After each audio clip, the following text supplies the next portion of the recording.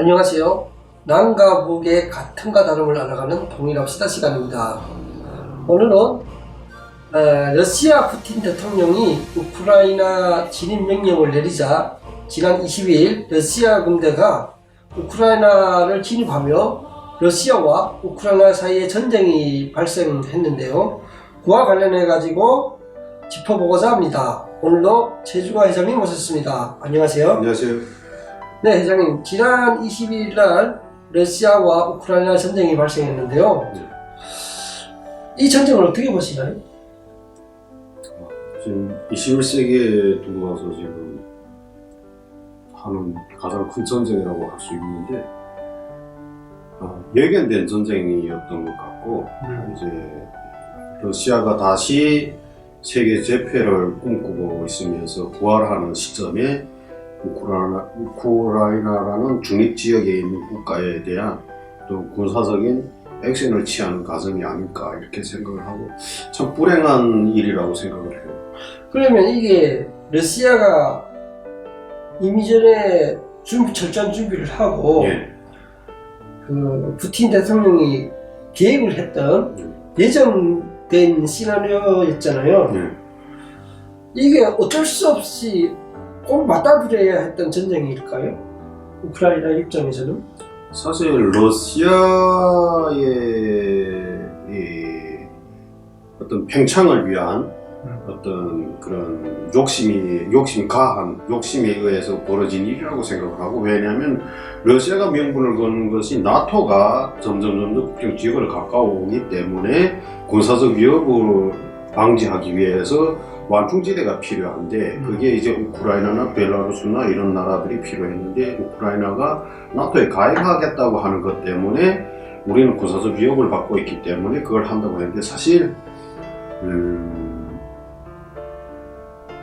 나토가 러시아를 공격해서 전쟁을 일으킬 일은 확률은 낮다고 생각해요. 그런 확률은 낮다. 굉장히 낮아요. 왜냐면 군사력으로도 그렇고 각 나라마다 군사력이 약해가지고 결국 러시아라는 거대한 군사 대국을 견제하기 위해서 군사 조직체가 나온 건데, 그 나라들이 러시아를 공격하기 위해서 군사 조직체에 가입된 게 아니라 러시아라는 거대한 국가로부터 자신을 보호하기 위해서 이제 그 군사 조직을 만든 건데, 러시아는 세계 군사 투고 강대국이고, 그리고 핵도 많이 가지고 있고, 또 정치적으로 봤을 때 독재 국가다 보니까 푸틴이라는 아직도 자유경제 시장은 하고 있지만, 시장 경제는 하고 있지만 정치적으로 그 민주주의가 아직도 성숙되지 못했기 때문에 푸틴이 결심하면 전쟁도 할 수 있는 그런 나라거든요. 그렇기 때문에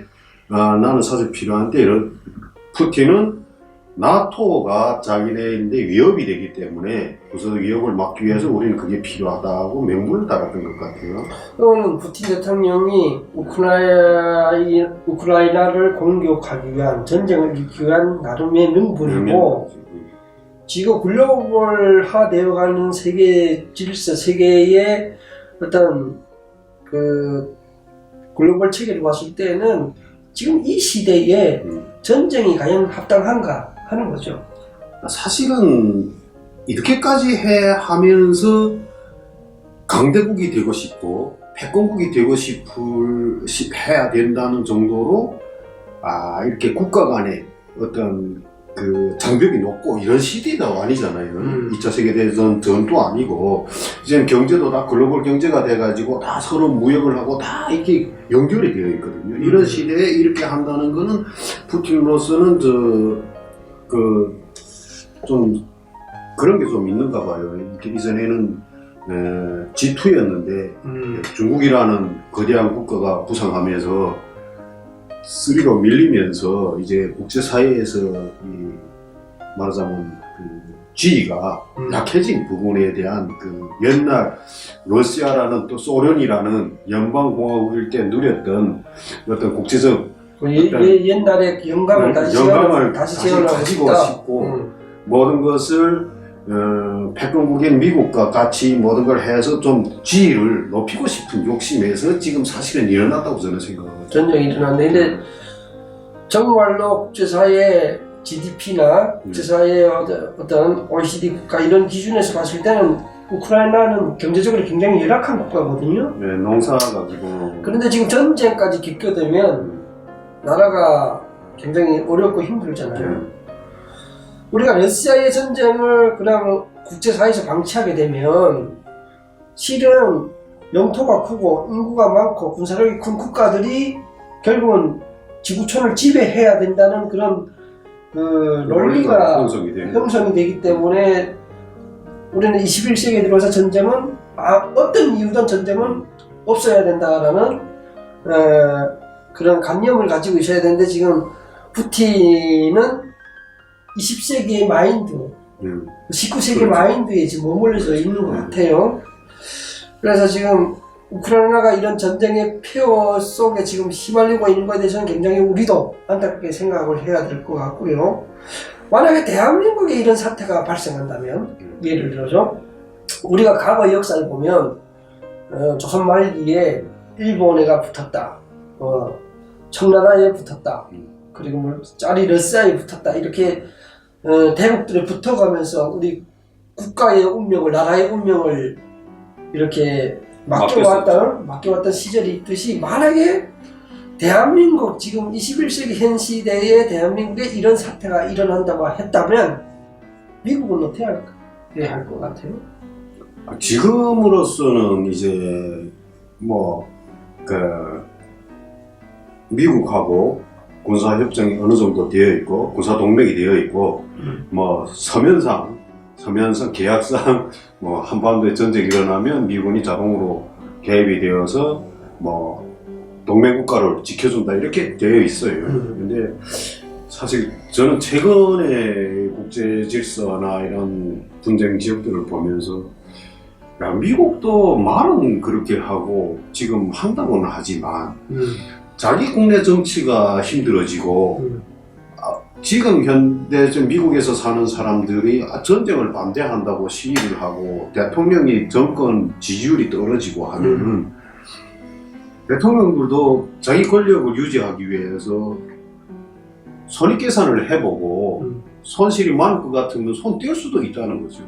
그러니까 회장님 말씀은 우리가 한미 동맹이 이루어지고 있지만은 지금 우크라이나 사태를 보면서 그 한미 동맹이 뭘 믿고 우리 대한민국 운명을 과연 보장받을 수 있을까라는 우려가 생긴다 이거죠. 중요한 게 뭔가 하면 북한도 핵이 있잖아요. 중국도 핵이 있고 러시아도 핵이 있어요. 지금 하는 말이 뭔가 하면 우크라이나가 동맹국은 나토에 가입되어 있는 동맹국은 아닐지라도 인도적 차원에서 그들을 국제사회가 지원한다고 하면 3차 대전이 일어난다고 지금 하잖아요. 핵전쟁으로 갈 수 있다 이래서 그 때문에 개입을 하기 어렵다고 하잖아요. 자, 그러면 한반도에 문제가 생겼을 때 중국이 개입하고 북한이 전쟁을 해가지고 핵무기를 가지고 있는데 그럼 미국이 그때는 핵전쟁이 일어날까봐 그때도 안 할 수도 있잖아. 그러니까 지금 국제사회 명분이 되는데 문제는 지금 우크라이나하고 우리 대한민국 차이점이 있죠. 우크라이나는 군사 동맹국도 없고 서방 세계와의 어떤 국가와의 군사 동맹이 이루어진 것도 아니고, 그렇다고 해서 유럽 연합이 주도하고 있는 나토에 가입된 것도 아니고, 또 그렇다고 해서 EU의 회원국이 된 것도 아닌 정말 아무런 정치, 경제, 외교, 국방 그 어느 분야보다 아무런 관계도 되어 있지 않기 때문에 지금 서방 세계가 함부로 개입을 못하는 이런 법적인 문제도 있지 않을까요? 그게 우리 대한민국과 차이점이 있어요. 그 외교적인 어떤 틀이라는 세계적인 어떤 그런 틀이라는 것도 존재하는 건 사실입니다. 근데 그 존재하는 것 때문에 그것 때문에 나토가 가입을 못하고 하는 거에 대해서 EU 국가들은 어쩌면 다행이라고 생각하지 않을까도 생각을 해봤어요. 다행히도 과거에 2014년도 크림반도 사태 이후에 어쩌면 우크라이나 대통령이었다면 미래를 예견해 가지고 EU 가입이라든가 아니면 나토 가입을 했다면 오늘과 같은 사태를 어쩌면 막을 수도 있었을 텐데 서방 세계가 개입을 함으로써. 근데 이유나 지금 회장님 말씀은 이유나 나토, 미국 같은 입장에서는 어차피 예견되어 있는 전쟁이었다고 하면 우크라이나가 오히려 가입하지 않은 것이 더 나았다. 가입하지 않음으로 해서 더 안도의 숨을 지금 쉬고 있다. 아니 내가 봐서는 그래. 왜냐하면 그걸 다행으로 생각하는 비공개적이지만 그러니까 그 우크라이나가 옛날에 러시아, 소련의 그 연맹이죠. 연방으로 되어 있고 뭐 소비에트 연방이 우크라이나인 무슨 뭐 어느 민족이 다 섞여서 지금 살고 있잖아요. 네. 결국에는 밖에서 봤을 때는 자기들끼리 싸우는 거예요. 자기들끼리 싸우는 거예요. 근데 그것 때문에 우리가 이게 완전히 다른 국가고 완전히 다른 민족의 그런 국가라면 또 좀 차원이 다르겠지만 이건 어찌 보면은 몇십 년 전으로 돌아가 보면 같은 민족이에요. 같은 정치권 안에서 살던 사람들이에요. 그러니까 지금 만약에 개입이 되어서 나토에 가입이 되어서 유럽이 거기에 동참할 수밖에 없는 상황으로 간다면 그러면 문제가 달라지죠. 문제가 달라지고 지금 나토 쪽에서는 그 가입이 안 된 게 다행으로 보지 않냐 하는 생각. 근데 자 우리 대한민국의 우크라이나 사태처럼 똑같이 투영을 한다고 하면 대한민국의 전쟁이 일어났을 때 지금 우리가 지금 미국의 액션은 예전처럼 6.25 전쟁처럼 참여를 할 것인지 아니면 아까 회장님 말씀하신 것처럼 핵전쟁이 일어날 수 있는 동북아의 핵전쟁이 일어날 수 있는 사태라는 이유로 3차 대전이 일어날 수 있는 사태라는 이유로 미국이 우크라이나 사태처럼 개입을 주춤거린다고 하면 그때는 우리가 우리의 안보와 국방을 어떻게 지켜갈 것이냐 하는 것이 지금 우리가 이 시대에 우리의 안보와 그리고 우리의 자주국방에 던져야 되는 질문이 아닐까 이런 생각이 드는 거예요. 굉장히 우리가 이번에 우크라이나 사태를 보면서 교훈으로 삼아야 되는 부분들이 굉장히 많습니다.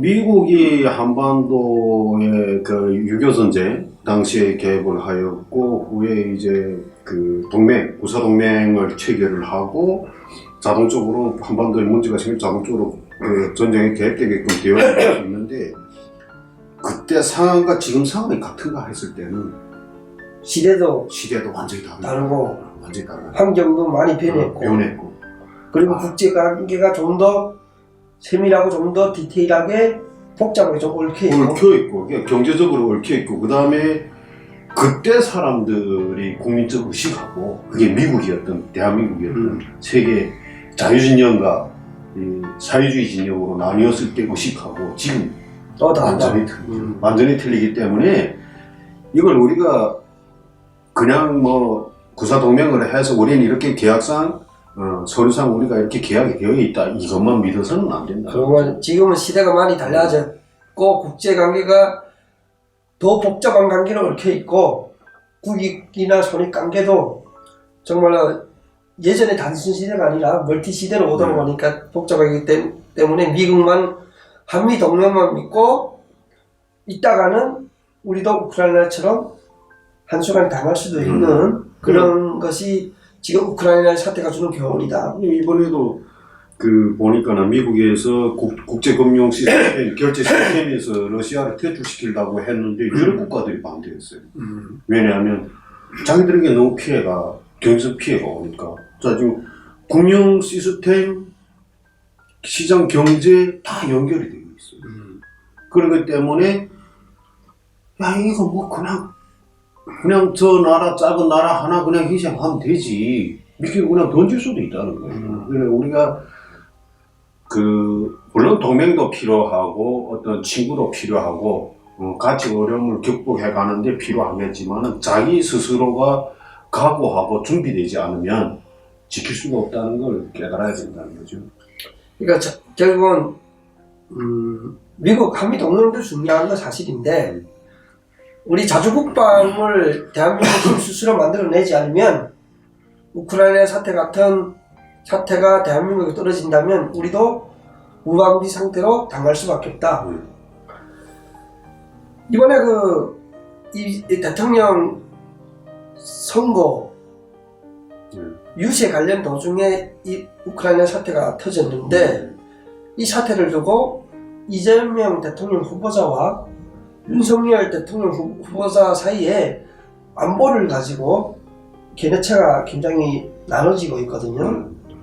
거기서 좀 투기할 만하게 보이는 점은 이재명 대통령 후보가 지난번 방송 토론 때 나가가지고 선제 타격을 하고 적을 먼저 제압하는 것보다 싸우지 않고 지키는 평화가 더 큰 평화고 더 밥이고 더 경제적인 평화다 라는 주장을 하셨거든요. 이 발언에 대해서 어떻게 생각하시나요? 싸우지 않고 지켜질 수 있는 평화. 그런 평화가 그런 평화가 있는지는 모르겠어요. 난 아직 본 적이 없는데 저희 개인적인 삶을 봐도 나 자신을 지키기 위해서 내가 옳다고 믿는 추구하는 어떤 것을 지키기 위해서 끊임없이 싸우면서 부딪히면서 왔거든요.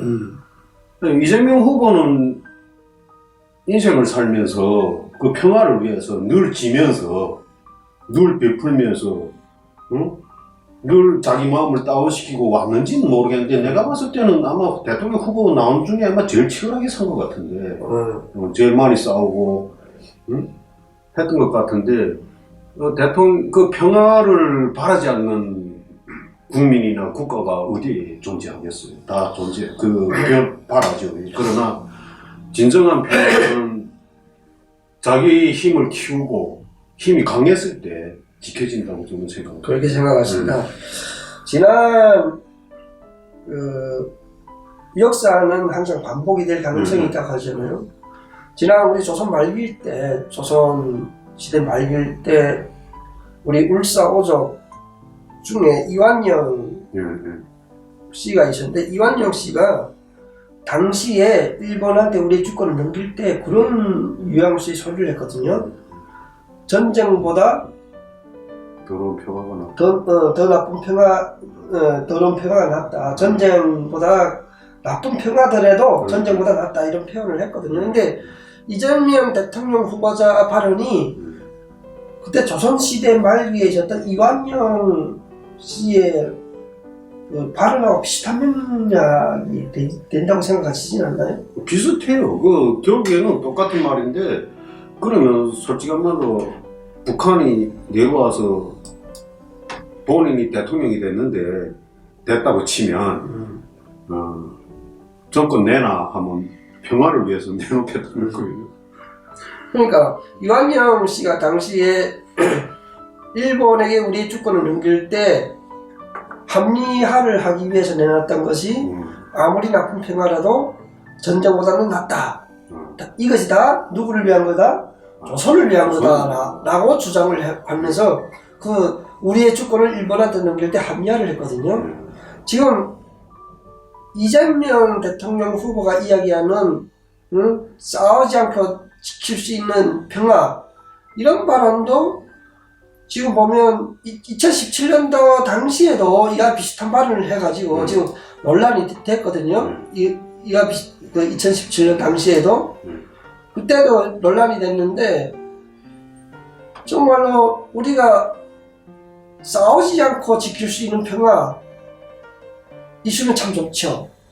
어쩌면 유토피아인 세상이죠. 공산주의가 누구나 평등하게 살 수 있는 누구나 불행하지 않고 평등하게 살 수 있는 사회가 공산주의라면 진짜 그런 유토피아 세상 같은 그런 공산주의가 좋은 거는 사실인데 인류가 존재하면서 공산주의가 과연 만들어질까 하는 거는 인류학자들도 회의감을 주는 대목인데 싸우지 않게 지킬 수 있는 평화 말은 좋은데 실은 우리가 그렇게 싸우지 않고 지킬 수 있는 평화를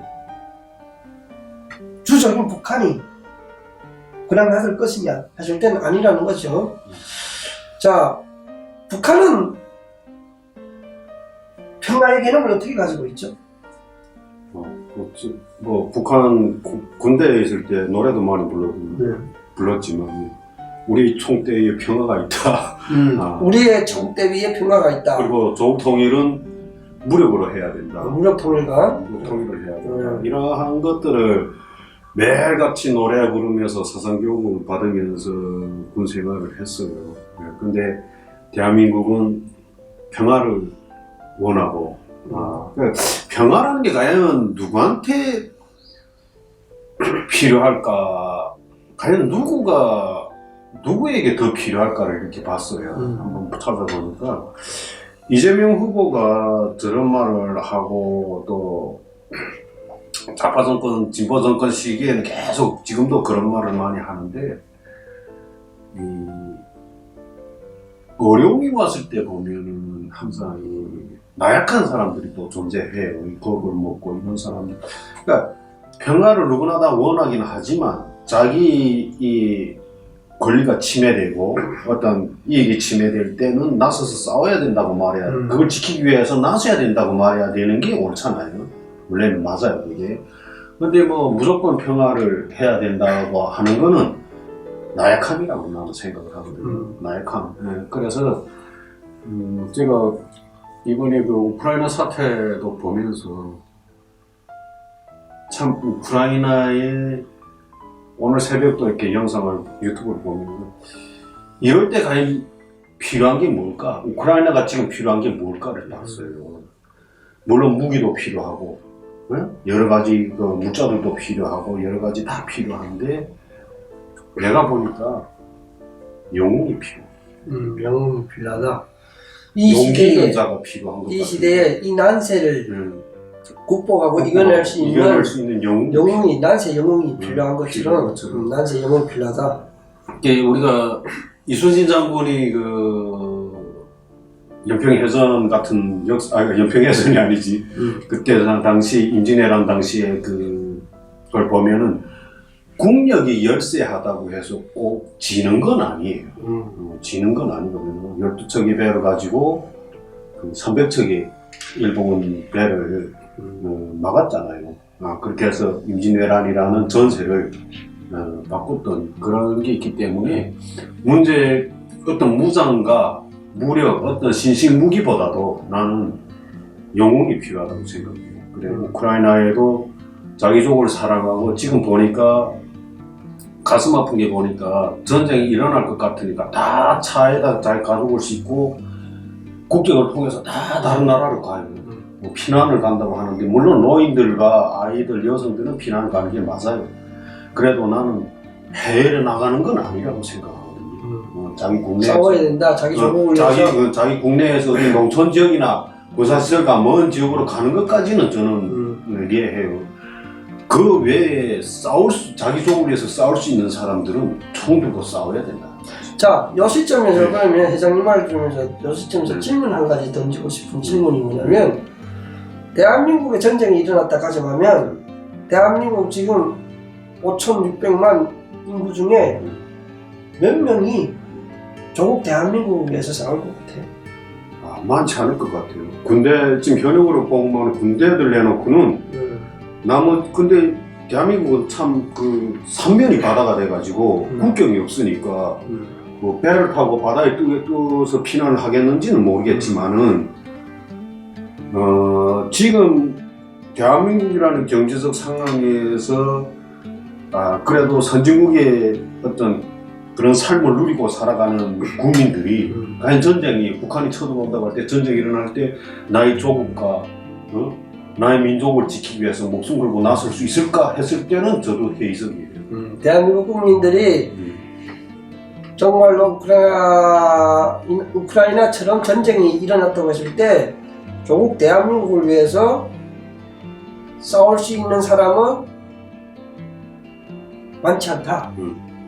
그래서 제가 그 회사에 왜 그렇게 생각하시나요? 그러니까 대한민국 국민의 의식 수준이 그 정도로 보여진다는 뜻인가요? 제가 봤을 때 그렇게 보여요. 국민 의식이 그렇게 보여진다. 이제는 시대가 변하고 많이 바뀌었기 때문에 전쟁을 겪어본 사람들도 별로 없고 어려운 시기 겪었지만은 국민적 정서로 봤을 때는 부에 너무 사람들이 말하자면 경제적 어떤 혜택만을 바라는 쪽으로 가기 때문에 아마 전쟁이 일어나면 다 어디 다 피난을 가야 되는데 사실은 대한민국 사면이 바다다 보니까 가기 어려운 건 사실이에요. 사실인데 제가 이번에 회사에서 일을 하는데 이제 헝가리, 슬로바키아, 폴란드 뭐 쭉 다 있어요. 동유럽 국가. 그래서 친구들 보고 물어봤어요. 너네 나라는 군대가 얼마나 있냐 하니까는 군대가 얼마 없더라고요. 다 나토에 가입된 국가들이. 그러면 너네는 전쟁이 일어나면 만약 러시아가 저런 식으로 해서 계속 밀고 내려온다면 너네는 어떻게 할 거냐. 자기네 나토를 믿는다는 거죠. 그래서 내가 야, 네가 가서 네 나라를 지켜야지 할까. 자기는 안 간대요. 안 간대. 그걸 보면서 야 이제는 너무 행복해지고 밥을 먹고 살만하고 하니까 사람들이 그런 사회에서 자기 이익만을 추구하는 쪽으로 마음이 커지다 보니까 그 애국심이라든가 국가에 대한 그런 책임과 의무라는 거는 거의 없어진 것 같아요. 세대가 그런 거 세대가 바뀌면서 바뀐 세대가 조국에 대한 가치관 그리고 나라에 대한 충성 뭐 이런 개념보다도 경제적인 부에 집착하고 경제적인 이익만 쫓으려고 하는 그런 성향이 강하다 보니까 전쟁이 일어나서 참여할 수 있는 사람들이 거의 없다. 그것이 현실이죠 지금. 대한민국에도 똑같은 현상이 일어날 수 있다. 왜냐하면 대통령 후보로 이제 선택이 돼서 나오면 젊은 표를 얻기 위해서 군 복무 기간을 줄이고 혜택을 많이 주겠다고 계속해요. 솔직히 말해 저도 아들이 있지만 사실 군대에 보내고 싶고 저도 군대 생활을 해왔기 때문에 한 나라 국민으로 태어나서 솔직한 말로 평생을 살아가잖아요. 그 나라 국민으로서 그 땅에서 이제 누리면서 자기 노동력을 활용해서 경제적 이익도 얻으면서 살아가는데 나라 국민을 위해서 내 젊음을 희생할 수 있는 시간이 사실 군복무라든가 국가를 위해서 일하는 시간이 짧거든요. 근데 대한민국 국민들이 나 젊은이들이 군대를 다 안 가고 싶어요. 안 가고 싶었나? 그러니까 평생을 살면서 1년 18개월, 2년, 3년, 길어서 6년인데 그걸 내가 이 땅에서 이 땅에 뿌리를 받고 사는 그 민족의 한 사람으로서 그 나라를 위해서 내가 요 시간만큼은 나를 위해서가 아니라 내가 살아가고 있는 민족과 국가를 위해서 내가 헌신을 한다고 생각하면 그게 그렇게 아까운 건 아니거든요. 근데 그걸 안 하겠다 하고 대통령 후보로 나오는 사람들은 군복무 기간을 계속 줄이다 보니까 지금 18개월이 됐어요. 18개월이 된 사람들이 10년 동안 북한에서 군대 생활을 하고 거기서 길러진 사람들하고 맞섰을 때 무기는 어떨지 모르겠지만 정신력으로 견디겠는 거 아닌가. 정신력으로 힘들어. 그렇죠. 그래서 우리가 이 우크라이나 사태를 지켜보면서 대한민국에 같은 상황이 발생한다고 하면 경제력이나 군사력 차이로 이길 수 있는 확률은 우리가 기대하는 거지만은 장기전으로 갔을 때는 북한 군의 정신력으로서는 장기전을 견딜 수 있는 정신력이 있기 때문에 대한민국이 오히려 더 불리한 상황으로 역변할 수 있다. 그렇기 때문에 전쟁이 일어났을 때 우리 국민들이 어떤 조국 대한민국을 지키기 위해 어떤 자세로 있어줘야 한다는 그런 교육도 필요하다. 그런 교육도 필요하다. 근데 대한민국이 오랫동안에 그런 교육이 방치되어 있고 또 대통령 후보들이 나와서 2030 청년들 표를 얻기 위해서 군복무 기간을 자꾸 단축하고 군 복지화를 이야기하면서 군대가 어려운 환경에서 국복에 갈 수 있는 환경을 자꾸 완화시키다 보니까 대한민국의 같은 상황이 벌어질 때는 그 정신력 때문에 국민의식 때문에 북한과의 전쟁에서 과연 이길 수 있을까라는 의구심도 든다 이 말씀이시죠. 그러면 우크라이나 사태를 보면서 남과 북에도 살아봤고 남에도 살아봤잖아요. 남과 북에서 살아본 우리 회장님 우크라이나 사태를 지켜보면서 대한민국의 국민들에게 하고 싶은 이야기 짧게 한 줄짜리 이야기해 주시죠. 이제 우리 대한민국은 북한을 상대하고 있고 중국이 가까이 있고 강대국들 사이에 있습니다. 그래서 언제 우크라이나 같은 사태가 벌어질지는 아무도 예측할 수 없고 지금 이 상황을 지켜보고 있는 중국과 북한은 러시아가 하는 걸 보면서 미국이 주춤거리고 이거 괜히 맞서서 싸웠다가는 평화를 위하고 인도주의적으로 해서 싸웠다가는 괜히 3차 세계대전 일어나면 수렁에 빠지지 않냐 피하고 싶은 마음을 보면서 중국이나 북한도 기회가 아닌가 하는 생각을 할 수 있다는 걸 명심해야 된다는 거죠. 그래서 우리 대한민국 국민들은 아직 전쟁이 끝나진 않았습니다. 정전 상태고 하기 때문에 항상 그런 각성을 가지고 만약에 일어난다면 나는 무엇을 할 수 있을까를 염두에 두고 오늘의 행복을 위해서 국가 국방력을 키우기 위해서 헌신을 다해주기를 바랍니다. 핵심은 우리의 평화는 힘에 있다. 국력에 있다. 네, 오늘 최중환 회장님 모시면서 우크라이나 사태를 바라본 우리 해외 탈북민들의 반응과 그 뉴스를 접한 그 느낌에 대해서 들어봤고요. 저희는 다음 시간에 더 알차고 더 좋은 소식으로 다시 찾아뵙겠습니다. 감사합니다.